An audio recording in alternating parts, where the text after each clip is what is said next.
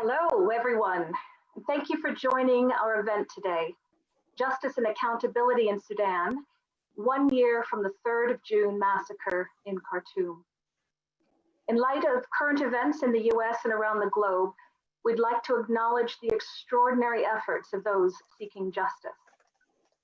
My name is Sonia Miley, and my colleague and co-director, Maddie Crowther, welcome you with just a few words to introduce Waging Peace. Since 2004, we've been advocating for peace and justice in Sudan. Our campaigning work introduced us to many members of the Sudanese diaspora in the UK, and we realized there was a tremendous need for support for Sudanese refugees fleeing the Bashir regime.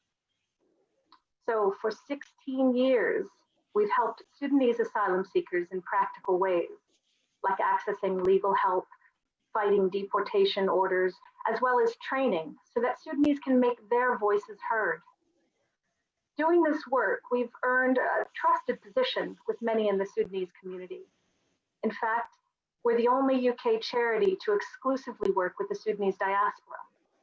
And we provide the authorities with reports on the human rights abuses and situation in Sudan. Early on, we understood that what happens in Sudan affects the Sudanese in the UK and vice versa. And the 3rd of June was the occasion, and the trauma of that day is still very present for so many people we know, including those speaking today. So we offer a huge thank you to our brave panelists. We're hoping this discussion allows us to develop links between the variety of viewpoints about Sudan's transition. This is about the future of Sudan. It isn't just a matter of academic interest to the many people in our audience who are joining us from Sudan, or the Sudanese who have sought sanctuary in Europe, America, or elsewhere. So we ask everyone participating today to be respectful to each other and to please be guided by our values at Waging Peace, which are integrity, trust, empowerment, and transparency. Shukran. I'll now hand over for the rest of the event to our chair, who will introduce himself, but is called Richard Cockett, and thank you. Hello, good afternoon. Welcome to today's virtual talk. My name is Richard Cockett. I'm at The Economist newspaper and author of a book on Sudan, Darfur and the Failure of an African State.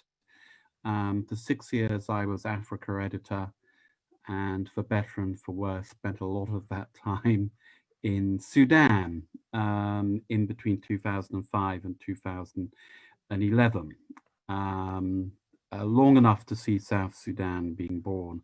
I'm also a proud Waging Peace trustee, and have been so since 2015. And I think we're honoured to have the chance to mark such an important occasion as the anniversary of June 3rd last year with so many of you all. I think there are 157 people participating in this event, so that's a fantastic turnout, and thank you all for turning up. Some housekeeping notes quickly. The format of today's talk will be that we will have short presentations from an excellent selection of 47 panelists offering their thoughts on the topic of justice and accountability for Sudan. And then we will have space for a question and answer session at the end. We'll let you know when up using the Q&A function at the bottom of your screens. We'll try to get to yours, but if we can't, rest assured we're logging all the questions, and we're going to be trying to answer as many as we can after the event as well. And also following up today's event by producing a briefing document containing thoughts and conclusions from what's been said, of which everyone who attends today will receive a copy. Please also keep an eye on the chat function on the right as we go along. I also want to make you aware that this is live streaming on Facebook as well as on Waging Peace's page at /Waging Peace UK. And this is so Sudan based audiences can take part. Now, many of you have answered the poll as to where you're joining this event from today. Me that most people, of course, have joined from the United Kingdom, but we're going to start with a minute of silence for those who lost their lives in the 3rd of June Khartoum massacre, the uprising more generally, as well as in historic atrocity crimes across Sudan. During this minute, you'll be shown images from Waging Peace's collection of children's drawings from Darfur and the Nuba Mountains. The Darfur images, which I first came across myself in a refugee camp in Darfur in 2005, show horrific scenes of conflict as remembered by children and collected by a Waging Peace researcher in Chad refugee camps in 2007. The drawings from the Nuba Mountains were collected by Maddie and Sonia in 2018 in a trip to Yida refugee camp just over the border in South Sudan. They will be followed by images from the uprising and massacre itself. A trigger warning to anyone who believes these images will be affecting or traumatizing. They are very powerful. Please feel free to close your eyes and have a moment of respect with us instead. We will tell you when the minute is up.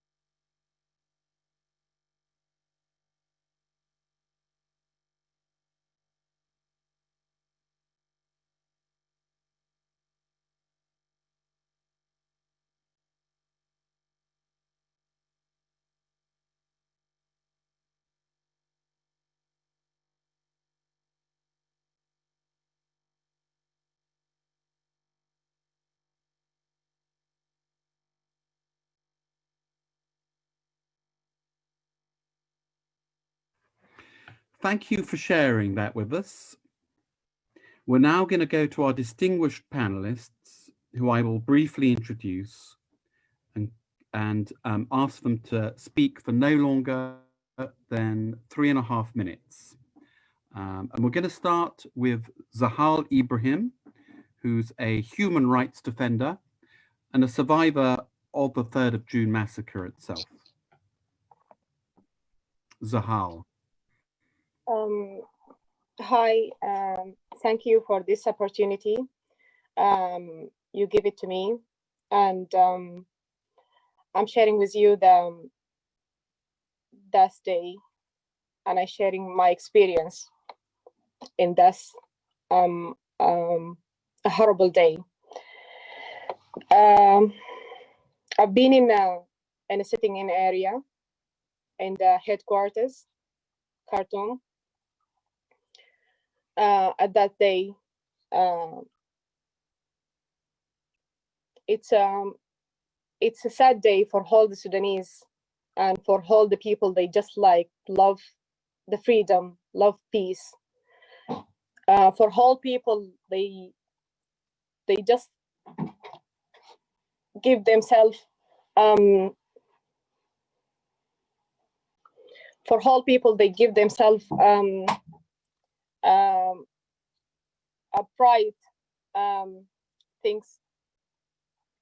So my experience, it's I flew from UK to Sudan in the last week in Ramadan, to share with the people in the sitting-in area and the celebration of Eid, because the Ramadan is nearly to finish. So because as a part of Sudanese Resistance Committee, I've got like many things to deliver to people in Sudan and in the sitting-in area. So I went there, and I'm just like seeing the achievement of people. People, they do very great a job.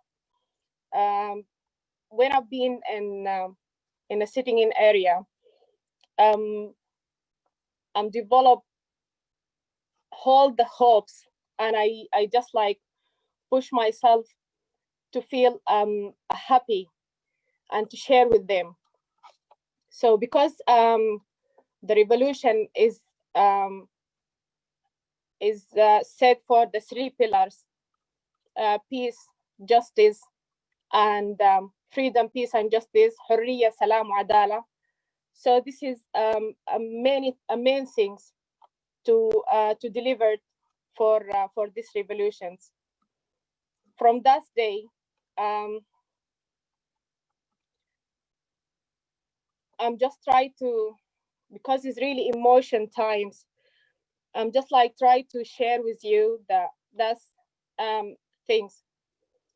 So I've been in a sitting-in area where our dream and freedom for a democracy, for a unity, and we celebration diversity as well.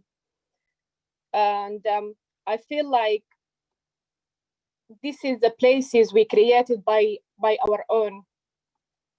So this is the places we want just like to feel Sudan going on.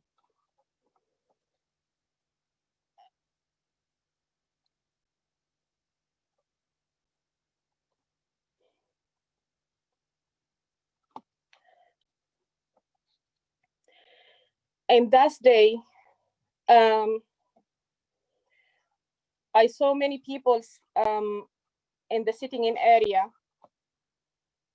try just like to help each other.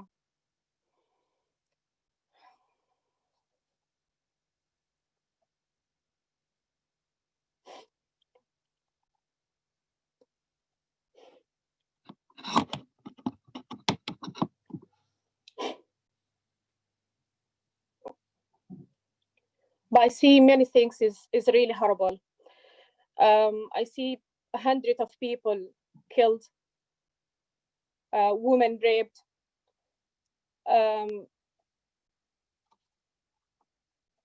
people threw the Janjaweed, they threw the people to the Nile River.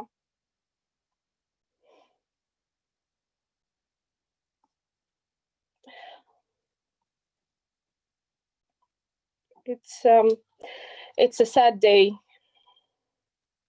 I can't describe it because every single bit now I remember it, and I feel like it's horrible to describe it. But all we wanted in these times, we wanted justice, because the revolution is freedom, peace, and justice. And every pillars in the revolutions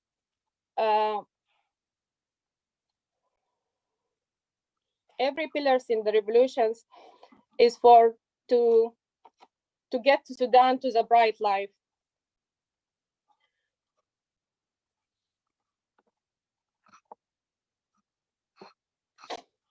Sahal, thank you very much for your testimony, moving testimony. Do you want to add? Can you hear us? Thank you very much for your very powerful testimony of the events of June. Do you want to come back in later? Yeah, please. Okay. Next, we will hear from Bushra Gama Hussein Rahama, who is the Executive Director at the Udo Center. No, thank you. Hello, everybody. I'm Bushra Gamar from Udo Center. In my speech, I will try to give a kind of brief background why injustice in Sudan is not implemented, and to go to our topic, and after that to give a kind of recommendation. In Sudan, modern history, injustice and lack of accountability and even transparency is predate back since autonomy era started in 1950s. So from where it generates that issue of injustice, we have in Sudan, the politicians actually quoted a very divine phrase from Quran and taking it out of its context, and it is Afallahu amma salaf. Afallahu amma salaf, we can translate it, let bygones be bygones. So historically, since 55, it's going like that. No justice, no accountability, and even if we go back to 1955, when Tory division, the fairest rebellions, up to date, I'm sorry to say, Sudanese, most of Sudanese, they don't know the actual cause which trigger rebellions, because no accountability, and which is we end up by cessation of a very a third of our country is secessive now. So even if we go back to the previous revolutions, it was supported by the same phrase. The current one, it's actually, they are intending to support it also. And I'm sorry to say, they are not able and they are not willing even to conduct justice in Sudan. If we took the current transitional government, most of its members, or say the decision makers, is not willing to conduct justice. Why? They have a two component, the military and civilian one. If we talk about the military one, the military component, actually they are a part of Al-Bashir Security Committee. And we know Burhan and his history in Darfur, and we know Himeti and Janjaweed. Whenever we call them RSF, we call them any other name, they are Janjaweed. So, and in our history, the most regime who intervened in the judiciary system, the former regime of Bashir. Since 90s, just months after the coup, the military coup, they recruited 30 judges without following the procedure to be recruited. Even if we look now for Burhan, in 14th August 2019, when the military council on power, Burhan actually, he done a promotion for 46 judges. And I'm sure those 46 judges, for sure, those 30s, I'm talking about the 90s, were recruited, for sure they are among them. The committee is still up to now committing atrocities. We can remember recently Krending camp in Guinea. We can remember Himedia camp in Zalingi. Also, RSF up to date experiencing arresting civilians in Blue Nile. Kadugli incident, which is still hot, in which RSF has played very dirty game and act, and even a racist act, and is still provoking civilians. So if we come to the other part of civilian within the component of the government, there is the kind of social relation impact with some players from the former regime. We cannot ignore that. So, and we know in Sudan, the social relation, it can play a very big role. Also, the political parties' affiliation and competition between them, it is an issue. And there is a very unique factor that the military component has been extorted those civilians, okay? So why they are extorted them? Because for me, the 8th of Ramadan, there is an incident, and RSF was accused by that one, and they forgive for them that act for nothing. They accept demolishing of Columbia area, which is actually, this is a leak, happened from there. And let us tell something. In Sudan, whenever we talk about the committee form, that means the issue is vanished. So in conclusion, let me say, nowadays, due to prolongation made by Adib committee, and by the way, Adib committee, this is the third committee. And whenever the previous two committees, the findings were rejected. And if we compare the national committees with international committees, we have international committee in 2004 for Darfur, and if you remember by the Security Council, they did the job in 3 months. We have before in 1994, which is headed by Casper Bureau, ended in 4 months with a very good findings. But this one is still extending time and time for nothing.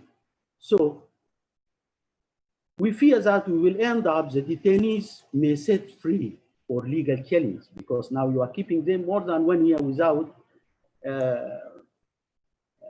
bringing them before court. So under which law you are keeping them in? And I think the act of the transitional government, this can accelerate phase 2 of the revolution, which is unlikely to be non-violent.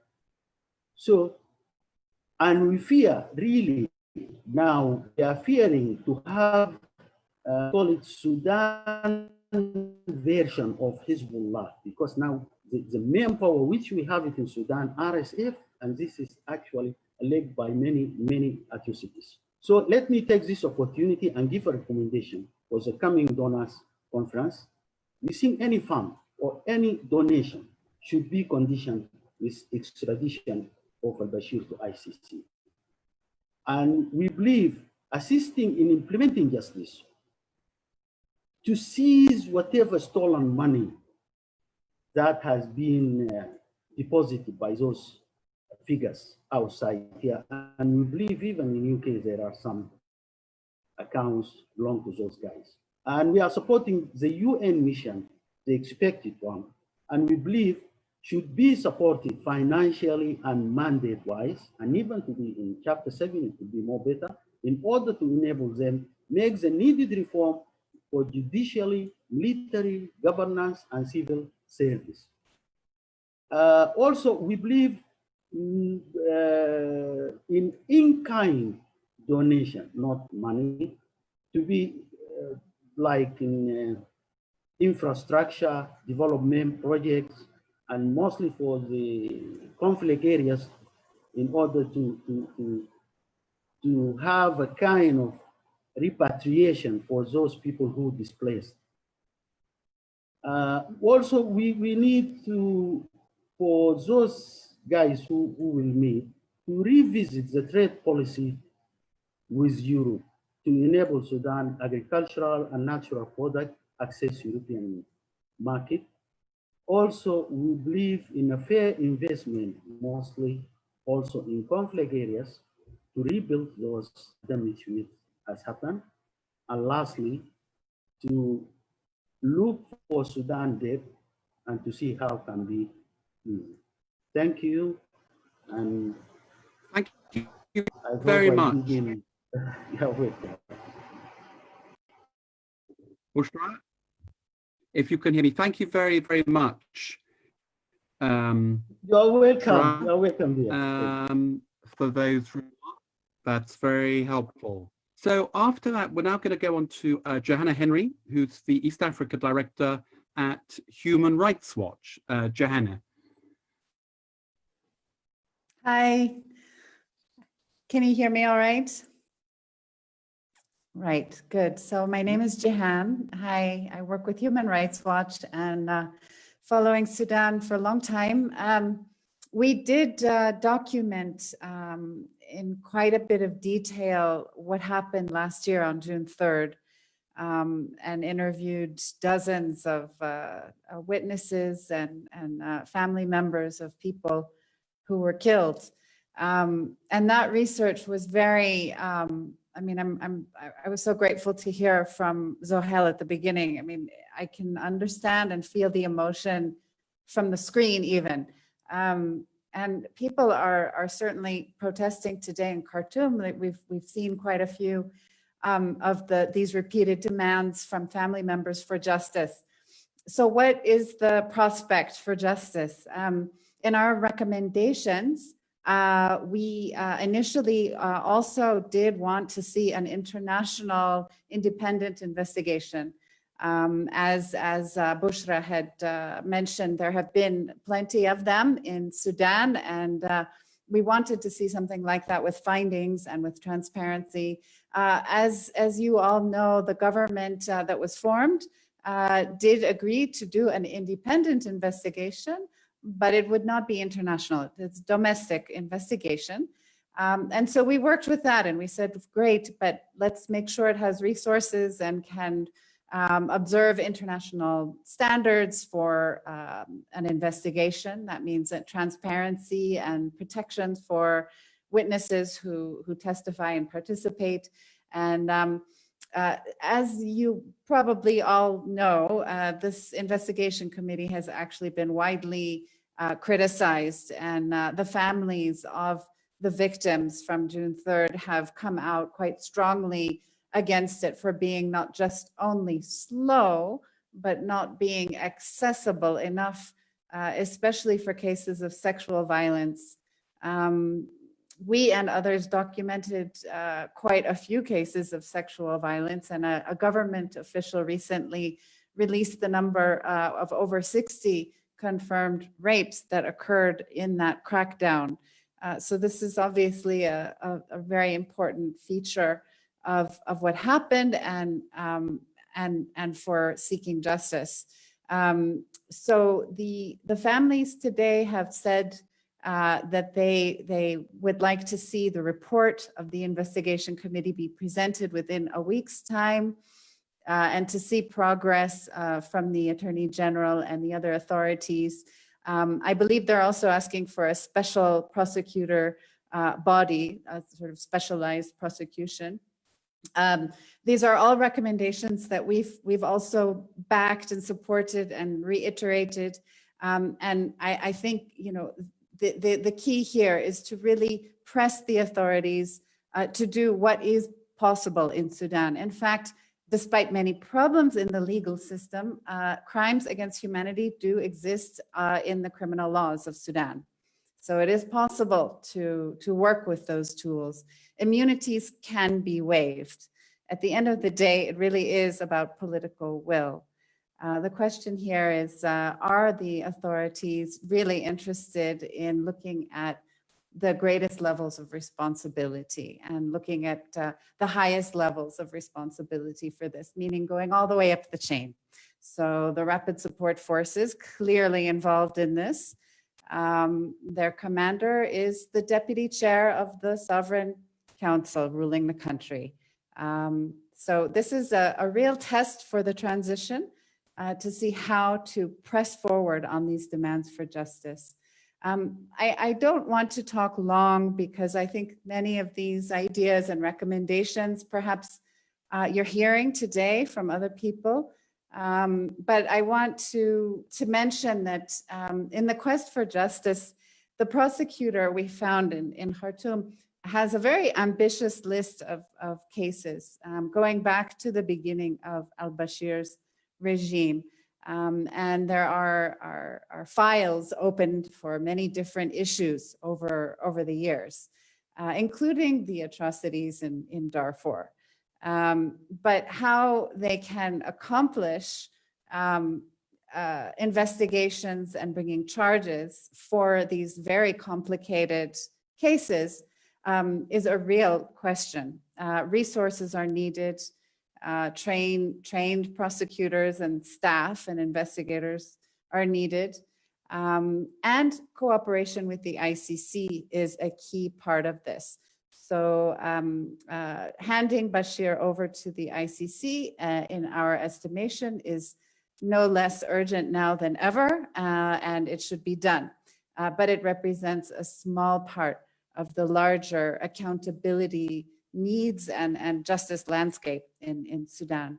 So this transitional period is a critical moment for justice, and it is the right moment to be pushing forward on these recommendations. Work with what we have, try to put these officials, the leaders, most of them male leaders, put them to the test. But did they meet, were they serious when they came into office and promised accountability? I think with that, I'll stop speaking, but I look forward to the discussion. Thank you. Shukran.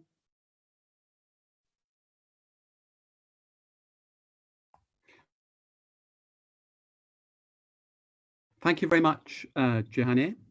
View from Human Rights Watch. Next up, we've got Abu Bakr Abdallah Adam, who is a legal practitioners association here in the United Kingdom. Abu Bakr, over. Hi, everyone. Thank you. Hi, everyone. I'm really pleased to be in this very important event, and thanks for Waging Peace, who have always been supporting Sudanese people and the discourse for justice. And also, I'm very proud to be with this very distinguished panel.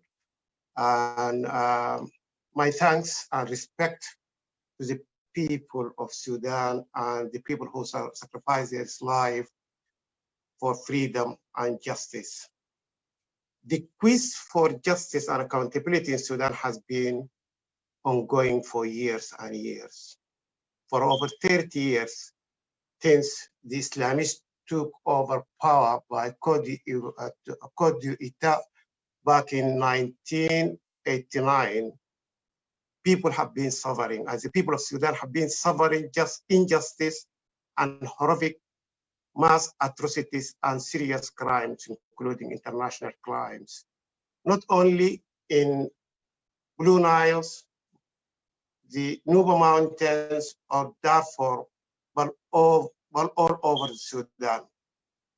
A window of opportunity opened when the uprising, which started, I would say proudly, in my hometown at Damazin in December 2018, and then it spread all over the country and put an end to this 30 years of al-Bashir dictatorship in April 19th. Following the success of the revolution, the traditional military council took power, declared itself as a de facto government, and made promising statements to push toward change and democracy and accountability. For the disappointment of Sudan people, the TMS, which I will refer to the Traditional Military Council, they themselves committed the crime of the 3rd of June, which is a year ago, and many people were killed, executed, thrown in the river, and raped. This is a crime, was an attempt from the TMC, who governed Sudan for almost 4 months, to take power and exclude others. But due to the pressure from international community, AU, Troika, and most importantly, from the Sudanese people, they had to back down, and they have to give power back to they have to share the power with the Sudanese people when an agreement is made, and it start investigation. Kind of investigation, sham investigation happened twice actually. The first one was by the Human Rights Commissioner, which is led for nothing. Then they commenced another committee head by the Sudan Public Prosecution, which has not touched on the issues of the Sudanese because they deny there is a rape, and also they said the people who killed only 87, as we hear from my colleague, the Human Rights Watch counted more than them and other solicitors. But the most important outcome of that committee is that they declare there is a crime against humanity. And that's a very important factor, which I'm happy to expand on later on. After the declaration of the political agreement and constitutional declaration between the civilian and the government, which shared the power, the committee of the prominent lawyer, Nabil Adib, is established, and it starts the investigation. A lot of questions about this committee. My colleague from Human Rights touched on some of them, and Sudanese are not happy with that, but this is a very complicated issue. We might touch on it. The most important is all this committee, three committees, they have not reached the agreement, and they have not reached the outcome what the people of Sudan looking for. The quest for justice will continue. In the light of this, I'm minded of the time, which I have got a very short time. On the light of this, I would like to call upon the Sudanese authority to move ahead with their cooperation with the ICC, International Criminal Court, to address the issue of crime committed in Darfur by executing the outstanding arrest warrant against al-Bashir and others. That is very Abu Bakr, sorry to interrupt. We're running short of time now, so you'll have a chance to speak later. So if I could just end it there. Thank you very, very much for your remarks. I'm now going to move on to Bob Fairweather, who's the UK Special Representative for Sudan and South Sudan at the Foreign and Commonwealth Office. Bob, over to you. Good afternoon, and thank you very much. I just wanted to say what a real honour it is to be invited today. I took over the position as Special Rep just before the revolution, and then was in Khartoum just after June 3rd. Had a number of very difficult discussions at that time with the military, and the real concern at that time was whether or not there may be further atrocities. And certainly hearing the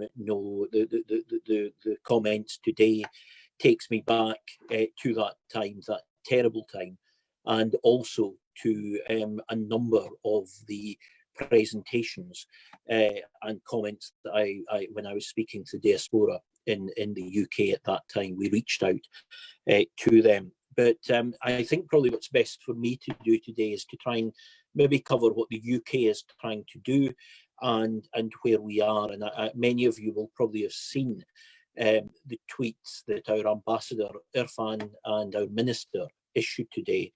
And certainly the UK will continue to call for accountability for the crimes, not only on June 3rd, but for previous crimes, as many of the other speakers have commented on earlier.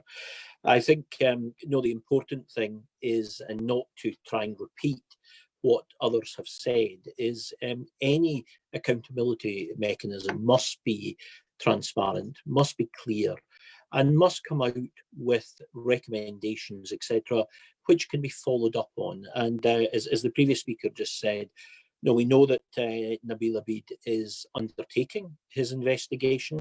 We have great respect for him. He's a very professional and independent-minded lawyer. And our understanding is that he has had to delay his investigations because of COVID, but that he hopes. We spoke to him. I reached out through colleagues in our embassy in Khartoum before the talk today to try and get an update. And what we were told was that he hopes to complete his investigation within the coming month, and it will be past the Attorney General. And certainly we're aware of some of the points that others have raised in their concerns with regards to his independence. And I'm sure many of you have seen some of the comments that he has made, in that he is fully aware of the pressure that's been put on him.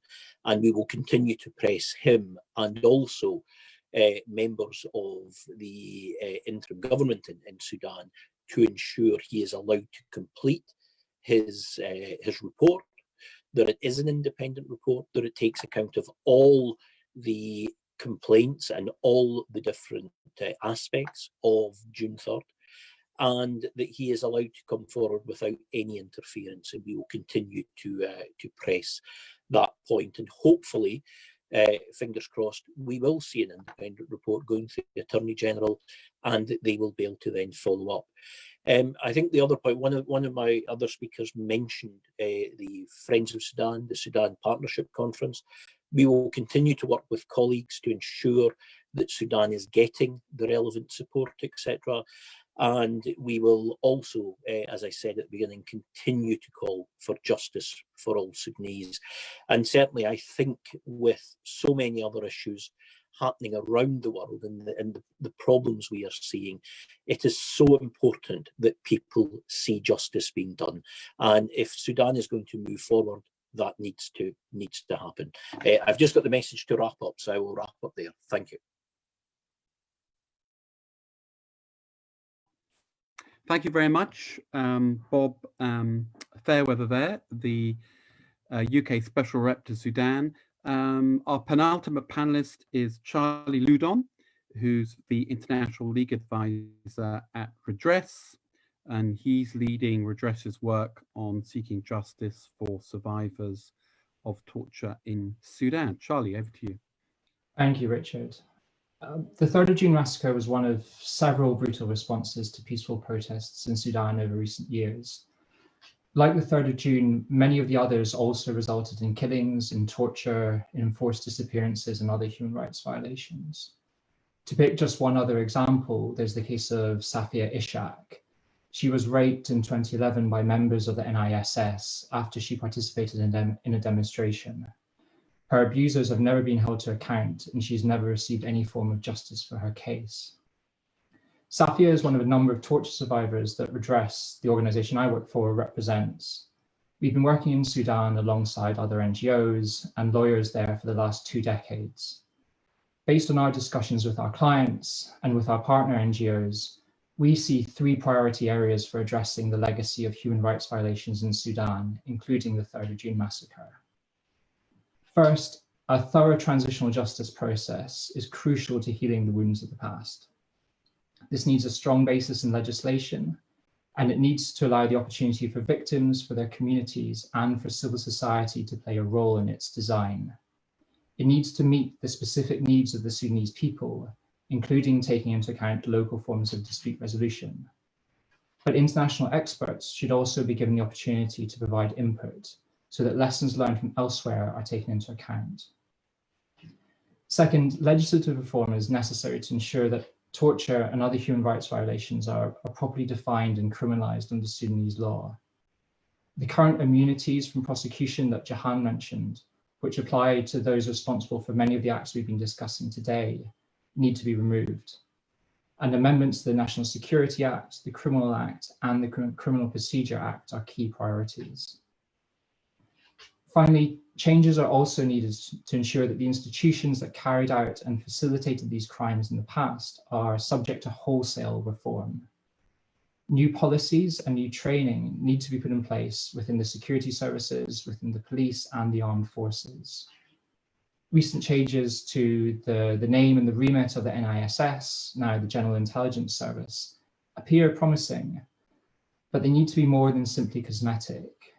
The Attorney General's Office and the judiciary also need to be strengthened to ensure that they're able to investigate and hold perpetrators to account.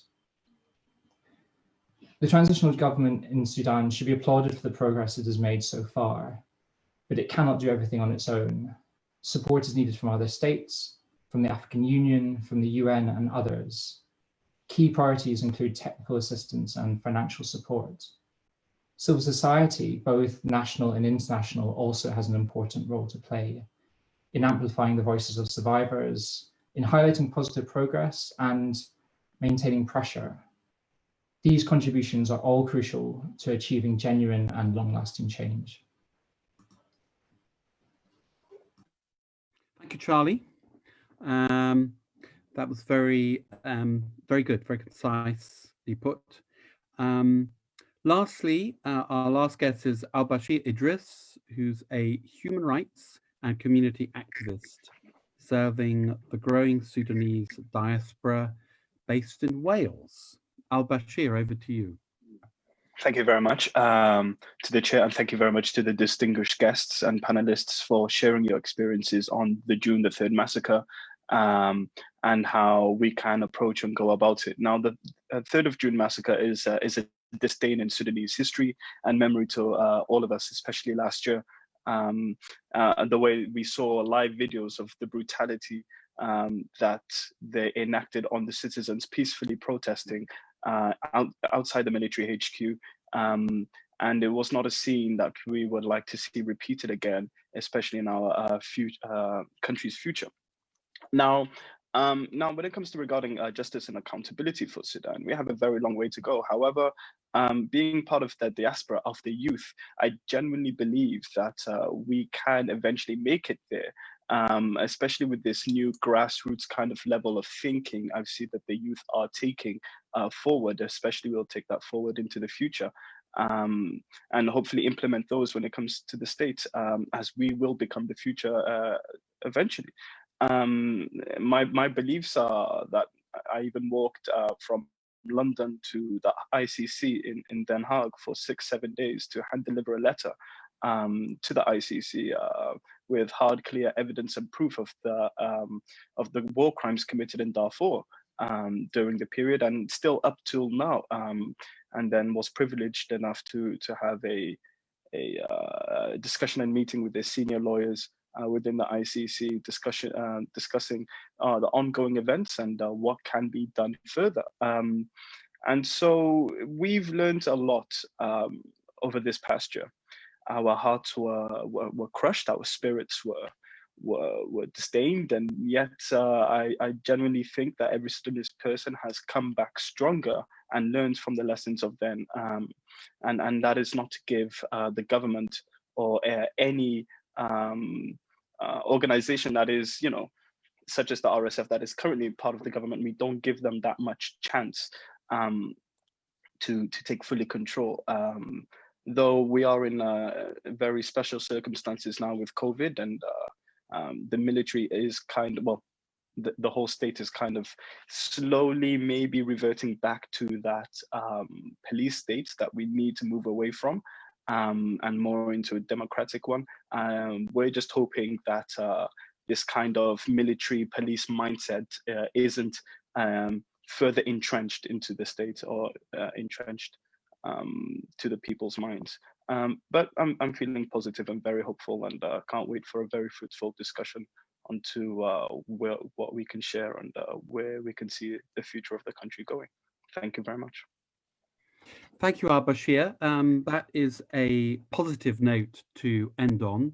Fantastic contributions from our panelists, ranging from very moving first-hand accounts from Sahal through legal opinions, human rights opinions, to Al-Bashir's a positive ending.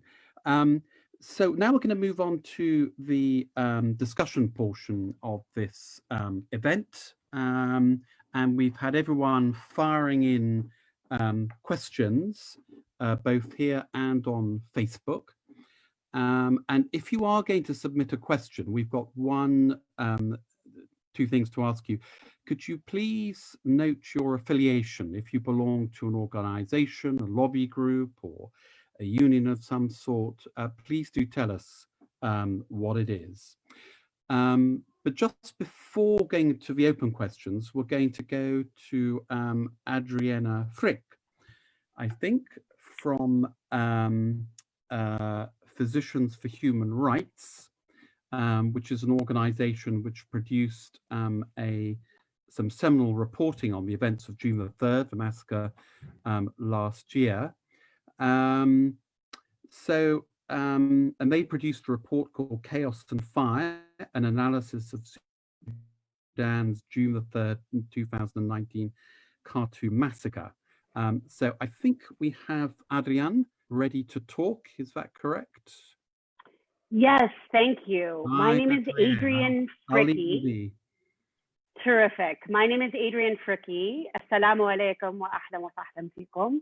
I am very pleased and honored to be able to attend this important meeting today. And I'm here in my role as a consultant who has worked closely for many years with Physicians for Human Rights, which is an organization based in the United States and which employs science and evidence-based methods to document human rights abuses and promote justice and accountability, and has been very committed to Sudan for many years.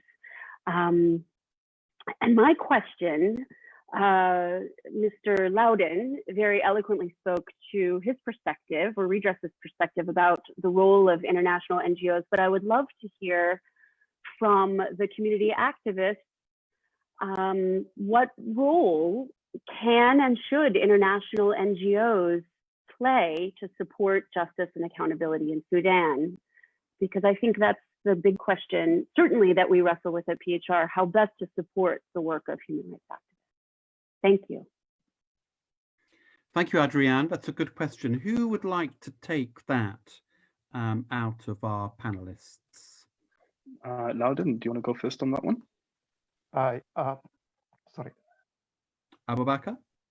Right. One of the things which I think is going to help Sudanese people is the legal venue, which is the use of the Rome Statute to lodge declaration of jurisdiction by non-party state, which simply means there is so many countries who are not party. We are not party of the Rome Statute, and we really need independent and international investigation of the crimes in Sudan. And this means Section 12 allow us to get the ICC involved with the crimes committed, and they can investigate, and we can use the facilities. I would love to see any campaign which is take over this and putting pressure on the government to use this and get independent investigation, not only for the crime committed on the 3rd of June, but all the crimes committed in Sudan, and this is going to help the Sudanese countries. Thank you very much. El Bashir, I think you wanted to come in here too, yeah? Yes, thank you very much for the question, Adrienne. So I'm really glad you raised that up in terms of the communities and working with international NGOs. We, even as the diaspora, as the youth, we've been really taking a leading role in this, in terms of connecting with the rest of the diaspora, Sudanese ones outside, connecting youth and young professionals alike, bringing in on all the different skill sets and knowledges that they've had, trying to reverse that intellectual vacuum in Sudan. And so we have done many amazing initiatives so far regarding the whole COVID crisis and having the correct resources and foods and supplies being sent out to the right areas and people. We've been starting to collect data on certain areas in Sudan, so we're not staying Khartoum centric. However, we are looking on the outside peripheries as well and other states. Though in terms of accountability and justice, that was the very reason that kind of diaspora came together in a network kind of fashion. We used to lobby with MPs and send them letters and then come together as a voice in the people, and it was a unified and mobilized kind of initiative and very coordinated. Though for further action, that is possible still. However, I believe it's on the right time when to do it. And currently, we may not be in the best moment, with the world current events. But it's something we'll be looking forward to do as things go on. It's a project we'll definitely like to chase down. and work with. Just the issue, however, we've always found ourselves, and I know many people can also relate to, it's the sanctions, it's the terrorist list, it's us not being able to send the full potential of what we could, only because of a misguided kind of perception regarding the Sudanese people. But however, as I said, that is something that I'll be more forward to look to discuss and deal with in the future. Thank you. Bashir, thank you very much. Now, I think Bob Fairweather wanted to come in on this question too. Bob? Yes, thank you very much. I maybe come at this from a slightly different perspective, but I think it's a very, very important question for today, because I think in the last year, since June 3rd, the NGO community has been such a good and powerful voice. And in this sort of multilateral world that we're working in, where I feel is Special Rep, the NGO community can be so important, is it's not just in lobbying in the UK. So much, and we know at the moment the UNIMID and UNITAM's resolutions are currently going through in New York, and the NGO community can be very, very good. And I've worked very closely with a number of the NGOs in the last year, in also lobbying other countries. We know that when it comes to things like votes in New York, when it comes to support, and sometimes the difficult messages to be given in Khartoum and other capitals, the NGO community can be very, very good at amplifying the right messages. So it's not just in the UK, it's also to other countries who may be, let's say, a little bit more sympathetic to those who are negative in making change in Sudan. Thank you. Bob, thank you very much. On to the next round of questions. We've got a very good question from Ahmed Abdelaziz, which is, how can we help the Sudanese people pass through to real representative democracy as well? And also, we got another question, which I'll group with that, from an ex-diplomat and writer, Aziz Al-Sawi. His question is the correct definition is that it is a compromise with the military, and since some of the military are directly or indirectly involved in the massacre of the 3rd of June 2018, can all perpetrators be brought to justice without jeopardizing the present governing setup? So I think those were both questions about, how Sudan can transition through to some real democracy, particularly as old regime and the new, more democratic dispositions, do we have to dispense? Can Sudan really only move on until all those representatives of the old order are out, I guess? So it's a big and crucial question, of course. Who would like to start with that? Maybe, well, I don't know whether Zahal is there. Would Zahal like to start with that? Or indeed Bushra Gama Hussein Rahama? Yeah. No, Bushra, why don't you start and then we'll hear from Zahal. Okay, for me, the issue of Sudan now, it's a kind of balance of power. It's not there. The domination of RSF, because actually Hemeti is on the power and owning the wealth, even if we talk about the economic support he get from the Emirates or whatever those help. So I think the better thing, in order to achieve a democracy in Sudan, we need the international community to support a genuine a peace process in order to reach that kind of balance of power. Without that balance of power, we cannot get democracy at all. And now, when we talk about the military component, they are involved in that massacre. And even Nabila did now, the investigation is following up to now, just isolating what is happening in Khartoum. Yet, at the same time and the same day, other massacres took place here and there all over Sudan. So it should be inclusive. That cannot be unless there is another party who is not involved, whatever massacre. Then after that, we can ensure democracy will be there. We can ensure accountability can be there. Without that, nothing can happen. Thank you. Can I answer this question again and give like? Oh, please go on, Sahal. Yeah. Yeah, I've got a view is similar to Dr. Bushra, but I see it in from the another side because I'm witnessed from what's happening in the June the 3rd. We're sharing the power with the people. They just they do this massacre. It's very hard, and it's very just like it's very hard to just like to investigate either in this massacre. It's not a genocide, but it's massacre. So for me, justice in need to get to the step, because as I said, like this, they have this revolution with the 3 pillars. So peace, freedom, peace, and justice. If any one of these pillars collapse, whole the entire revolution will fall down. So if we're sharing the government with people, they just like doing these things, I think it's very hard to get a justice at the end.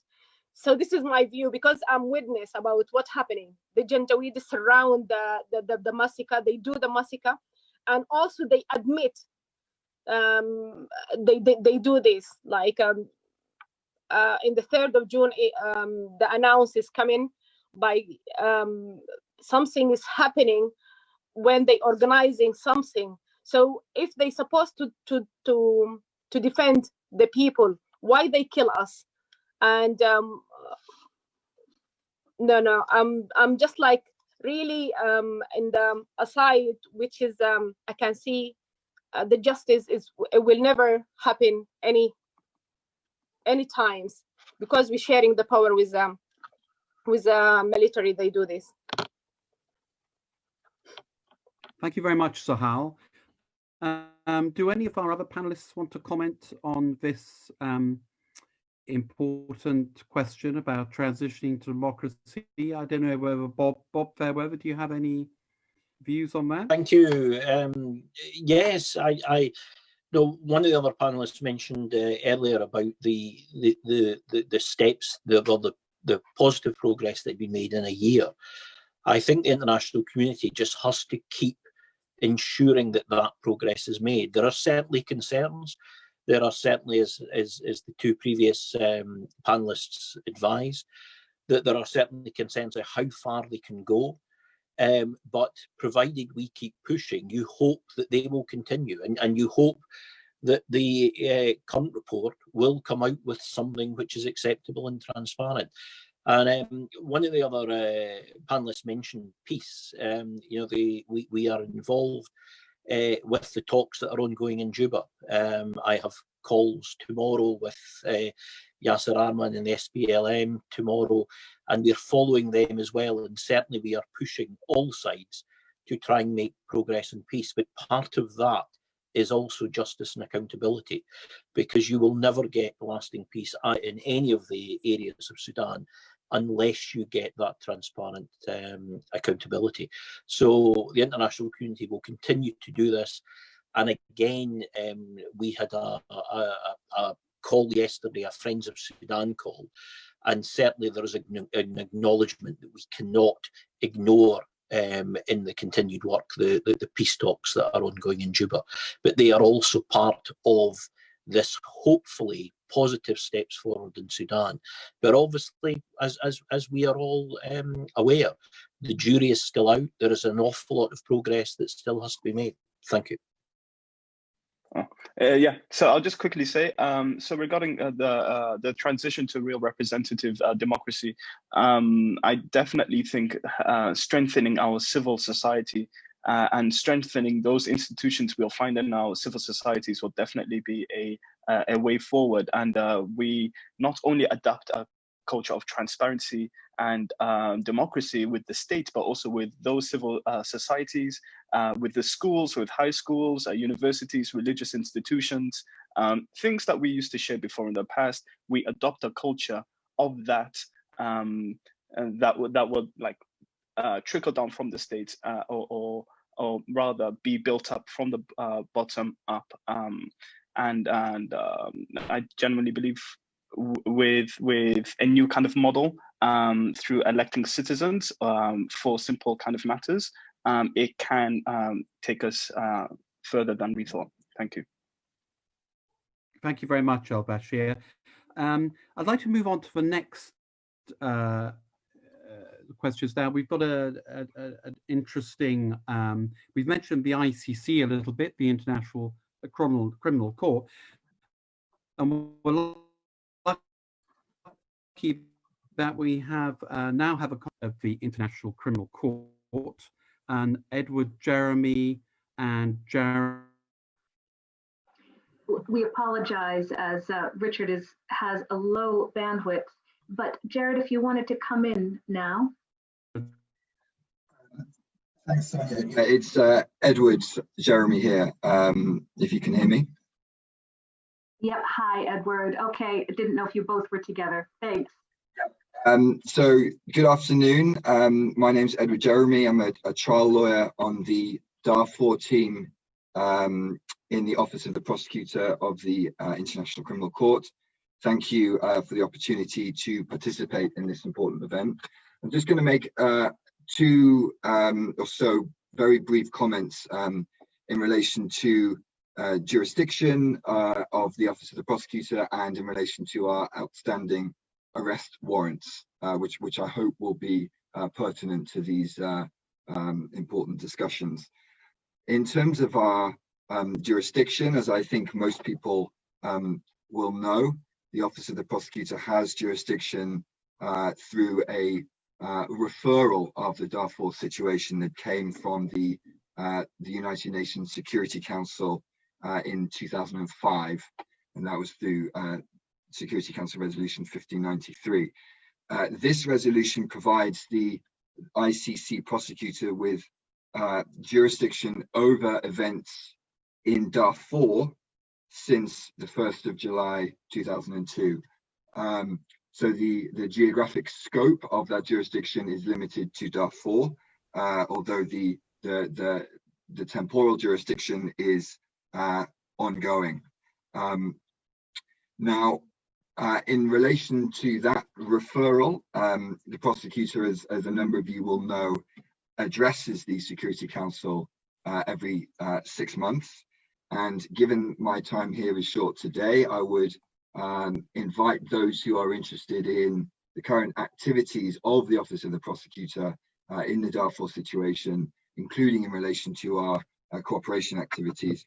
I'd invite you to tune into the prosecutor's next report to the Security Council on the 10th of June, and that'll be available on the Security Council's website.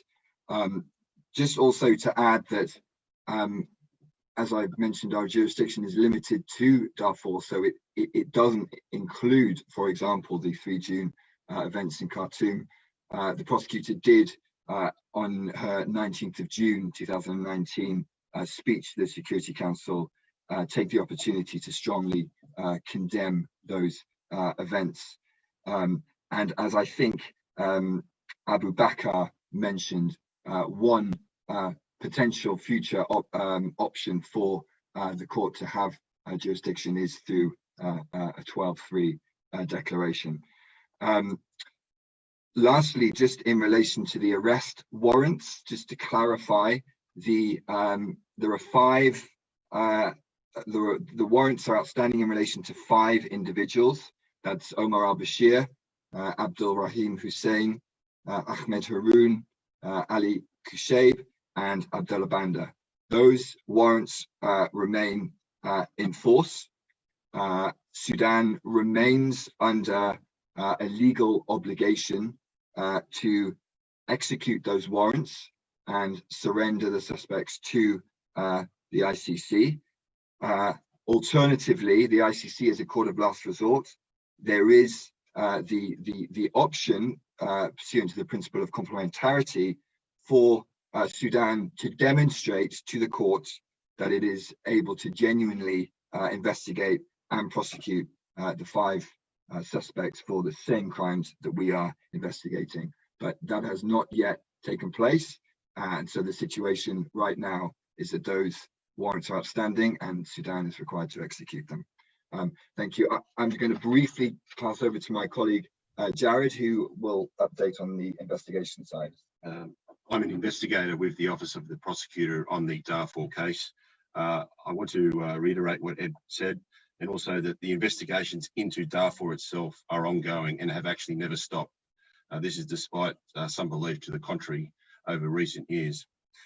We are still focused on finding persons relevant to our investigation, but given we have been unable to gain access into Sudan since 2007, we have been reliant on finding people outside the country through diaspora and NGO networks. This is something that we continue to do and we will have to continue to do until we can gain access to the country.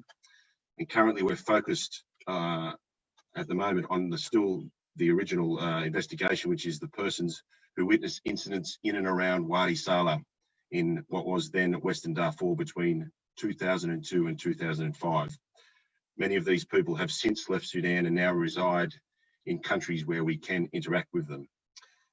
We are also interested in speaking with persons who were aligned to the former regime, the Bashir regime, particularly ex-military, government and militia force members who would be willing to speak to us. And some of these people we do know have left Sudan and are now living in countries outside Sudan. As I mentioned before, we do hope to be in Sudan and we do hope to be investigating on the ground. But at the moment, because we're unable to, we are focusing our attempts through such things as this and NGO networks to help us reach out to people who may be relevant to us. Thank you. Thank you very much, Jared, and thank you very much for that extremely valuable intervention from the ICC. I'm going to move around quickly now to some more questions. One, we've got a very good one here in the Women's Union. What about the women and girls they killed and raped for all Sudan? Nobody knows the names or even no names on the list. How do we account for that? Charlie, you were talking a little bit about that. Do you want to take that question? And perhaps Johanna too? Sure.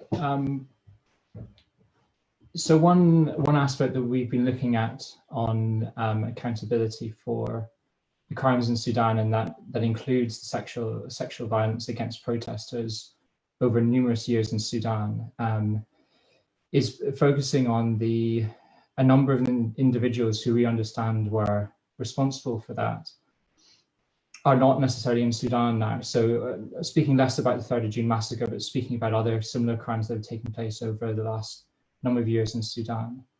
And one element of accountability that is important for these types of crimes particularly is the opportunity to prosecute individuals who are outside Sudan through mechanisms other than the International Criminal Court that's been discussed, but also the domestic accountability processes in Sudan.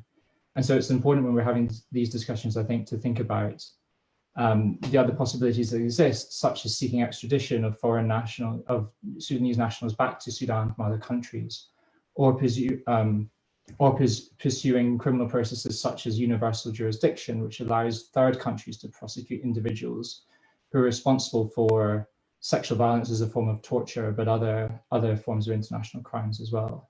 There are other routes for accountability and justice that we haven't discussed so far today that might also be relevant. So, for example, looking at human rights sanctions, which is a new and developing area of law, also referred to as Magnitsky sanctions, which in numerous cases of sexual violence, again, as a form of torture across the world have been imposed on perpetrators. So I think when we're discussing particularly those types of cases and others that we've been talking about today, those are some of the other strategies for accountability that victims groups, NGOs should be thinking about as well. Thanks, Jolly. Johanna, do you wanna? Jahan, yeah. So when we documented the events of June 3rd, and I know that Physicians for Human Rights is also on the line, they also did a project looking deeply into what happened. At the time we were doing this research in Sudan, the sort of the information about SGBV, sexual violence cases that occurred in this massacre, was very hard to confirm. However, there were a number of organizations that were very much grown out of the sit-in itself, new groups of really energetic, mostly young women who did make it their priority to collect information and did continue to do the documentation work. So recently, the most recent figure is something around 64 cases have been confirmed.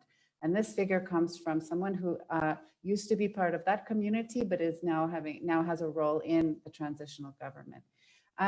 I want to point out that I think the inaccessibility of to justice for survivors of sexual violence, whether they are female or male, is really important to remedy. It is one of the standards for an independent investigation and any sort of justice process is that people can access it. So as we've already said, the Nabil Adib's committee has been, excuse me, sorry, I got interrupted by a call. But the systems are not in place for receiving witnesses. Sorry, I'm gonna have to turn myself off now. Thank you, Jahan. Abu Bakr, do you want to quickly come in here just briefly on this question? Thank you. Yes, there is issue with the investigation and the committee in regards to the representation of women and denial of rape. As I mentioned earlier, the committee formed by the public prosecution, the head of the public prosecution, they conclude that there is no any case of rape, while there is a crucial information, as Jihan stated, over 70 women have been raped during the 3rd June's massacre. So they need to be a representation within the Adib's committee. And the denial and also the legal system is not helpful to prosecute the rape because the evidence standard is very high on so many issues. So there is injustice in regard to gender in Sudan. And this is a very important issue, should be discussed within the context of political and legal reform in Sudan. Thanks. Thank you, Abu Bakr. That's a very, very good point you make there at the end about the imbalance in the thresholds of evidence used in rape cases. We're now going to go to Rebecca Tinsley, who may be well known to many of you. Apart from her other many accomplishments, she's also the founder and president of Waging Peace. Becky. Hello, and thank you, Richard.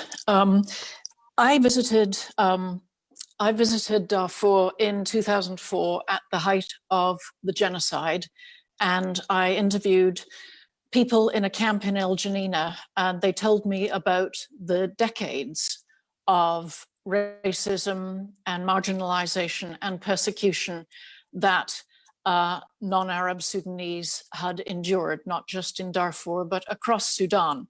And they asked me to help them make their voice heard, which is why I started Waging Peace in 2004. when I came back to London, I set up Waging Peace, and we initially spent our time putting pressure on the international community to press Sudan to stop the genocide.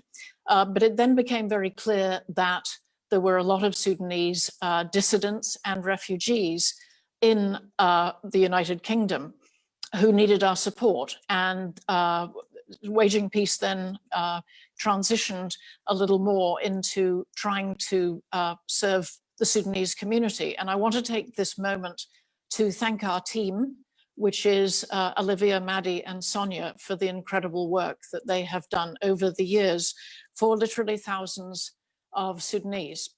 Now, what has become very clear from this webinar is that everybody recognizes that there is no real sustainable peace without justice and accountability. And Bob Fairweather has mentioned that there is a donor conference happening at the end of this month.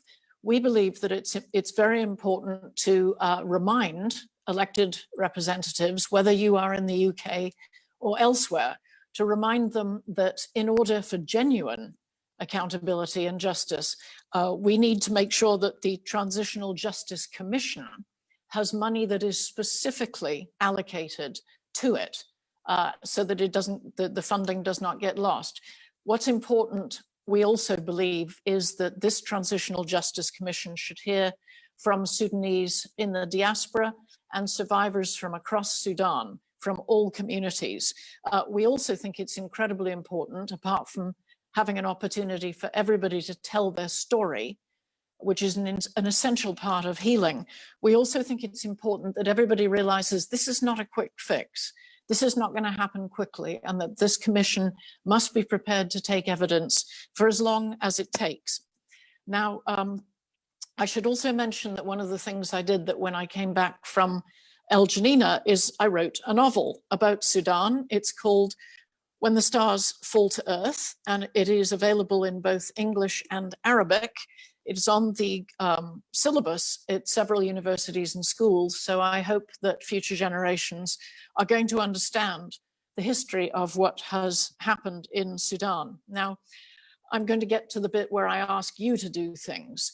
I would like you to visit our website, wagingpeace.info, where you will find a template of a letter that you can send to your elected representatives, whether you're Sudanese or not, whether you're in the UK or not, asking them specifically to ring fence financing for the Transitional Justice Commission. We think it's incredibly important. Just go to the website or look on the chat box and you'll find the link and cut and paste and send this. I used to work in Parliament, and when I worked there, if we got just 6 emails or letters about a subject, MPs regarded it as a tidal wave of opinion. So it is never a waste of time to send an email. So please do that. There are other things you can do. Again, this should be on the chat box. You can show your solidarity by turning your profile photo blue and using the hashtag #BlueForSudan. You can sign up to the Waging Peace newsletter so you can keep on top of events in Sudan. You can go to our socials as well, and the addresses should be in the chat box.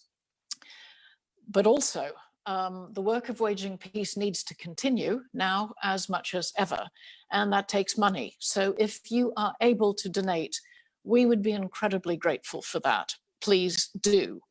And again, please go to our website, wagingpeace.info, or look in the chat box. It doesn't matter how small a sum you give us, it will be very well used by our incredible and dedicated team.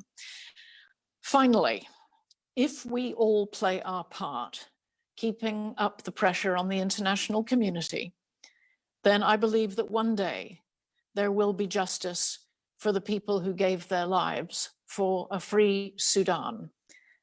We have to be like a grain of sand in the eyes of the international community and never let them forget. Over to you, Richard. Thank you very much, Becky, for those powerful words. as Rebecca said, references to the call to action, the source of information, and also how to donate are in the chat box on the right of the screen. And before ending, I'm just going to give the panelists 30 seconds each, just a couple of sentences each, just to get their closing opinions on where we are now in Sudan, and also whether their takeaway from this event this afternoon, whether anything has struck them as particularly revealing, helpful, or and how to move things on in the country. I'm going to ask you in the order that I asked you for your comments at the beginning, but as I say, if you could keep this very, very short, I would be grateful. So we start with Zahal Ibrahim. My last comment, which is we need the justice, and implementing justice is highly needed, is highly recommended, because the important things to move on is to get the justice on time. So before we feel like time running and we didn't get our revolution done, so we want like to get something in our hands. And the disappointed is really get now to most of the people. They survive because the 1 year until now the investigation is not published yet. So this is we need it soon. We need the justice right now to move on for a new Sudan. And I want just like to get something in the future by put like a track for law and for justice as well. So yeah, this is my points. We need it soon, and we need Thank you very, very much, Sahal. Very quickly, on to Bushra, your closing thoughts.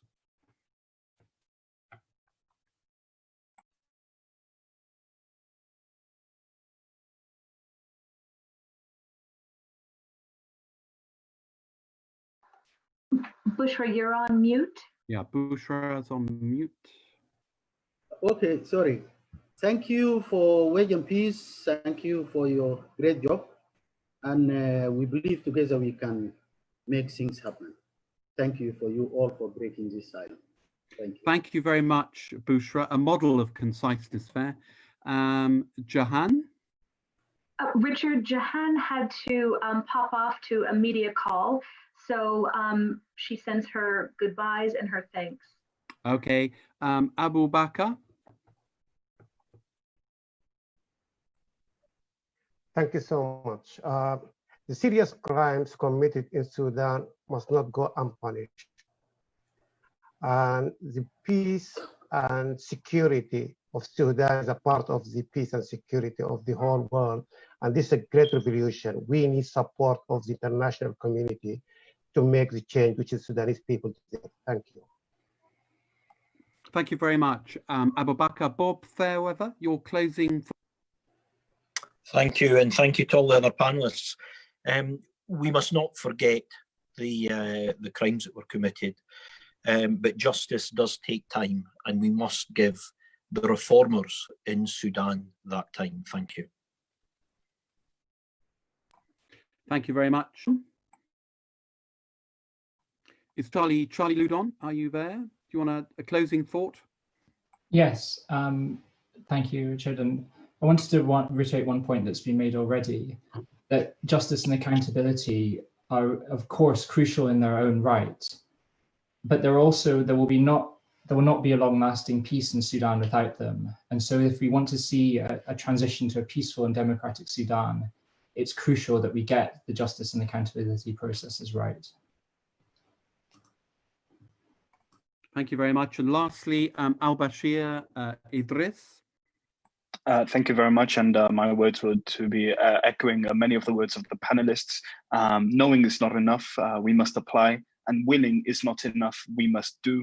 And especially as we move forward, we need clarity, as clarity precedes success, especially if we want to implement justice and accountability to Sudan. Thank you very much. Yeah, and now it just remains to me to thank Waging Peace for staging this. Remarkable. These are extraordinary times we live in, the age of coronavirus. So it's fantastic to get so many of you on here to participate in this webinar. I do hope it was productive and you got a lot out of it. And thank you and goodbye.